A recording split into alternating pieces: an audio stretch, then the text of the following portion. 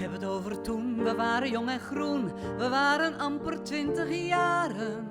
Montmartre met zijn faam hing ze ringen voor het raam van ons bescheiden nest. We waren meer dan arm, maar samen ging het best. Jij rook naar terpentine, je had mijn hart geraakt. En met een lege maag poseerde ik naakt. Ja, het is een heel gek verhaal. Het is... het streven wie echt gewoon een leegdrompelige voorstelling te doen. En wat iedereen er met thuis viel, wat iedereen makkelijk volgen kan. Niks ingewikkelds, gewoon een heerlijk gek verhaal. Wat door de hele jonge heen speelt. En daartussen krijgen ze dus 3 keer eten bij Ratatouille d'Amour. En een heerlijke, dan zeg maar een lekkere siepelsop. En dan een gevulde parelhoen of een buff bourguignon met ratatouille. En een crêpe Suzette of een... crème brûlée of hoe heet dat hoor ik alweer? Nou ja, ik is mijn brûlée. Nee, mijn mousse au chocola. Dus het ben 3 gangen.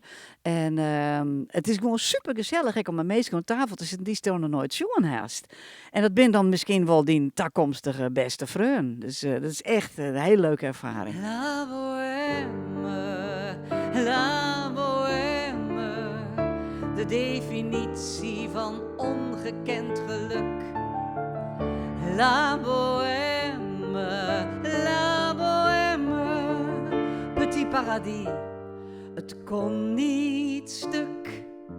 Nou, zei dat op zich wel met name het zanggedeelte en het verhalende gedeelte. Ja. Alleen ik doe nog inderdaad een aantal scènes mooi. Ja, en dan is er weer solo's. Ja. Ik als jonger. Ja. En we hebben wat interactie, hebben we zeker. En ik leer heel veel van Ines. Gewoon mooi haar musical ervaring. En leert ze mij ook wat dingen bij hoe het acteren. En dat is gewoon heel mooi. Ja, en ik stap eigenlijk een beetje in mijn rol van alleen pianist wijzen inderdaad. Maar, dat vind ik wel heel knap. Dat je echt helemaal uit die comfortzone stapst. En ik denk dat hek er nooit in, maar toen maar. Ik denk dat ik doe het gewoon. Ik denk dat het wel slaagt. Ze ken je mooi broest wel eens best. Mooi mannentheater. En dat vond ik geweldig om te doen. Ik dacht dat wil ik toch zetten. Non, rien de rien. Non, je ne regrette rien. Ni le bien.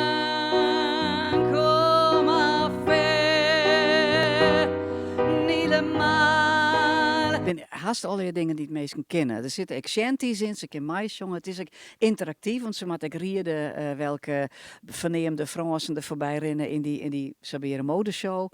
En we nodigen ze ook uit om een part te wijzen van het geheel.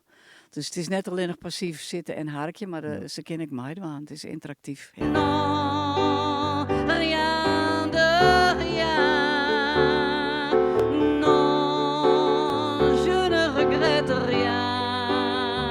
Het gaat om een jongen die die uit een circus komt. Zijn heitement ben koordansers.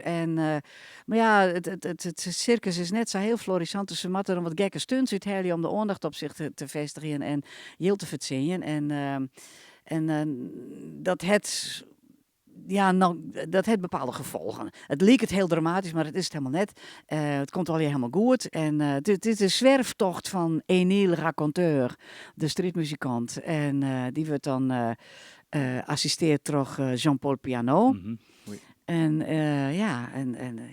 het meest maar te schenken en een harkje en lekker eten en gezellig en meidwaan.